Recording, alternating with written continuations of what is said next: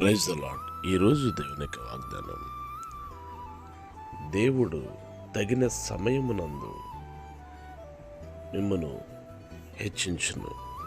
పేతురు రాసిన మొదటి పత్రిక 5వ అధ్యాయం 6వ వచనం. ప్రియులారా, దేవుడు తగిన సమయమునందు మనల్ని హెచ్చించినట్లుగా ఆయన బలిష్టమైన చేతి క్రింద మనము దేన మనస్కులై ఉండాలి.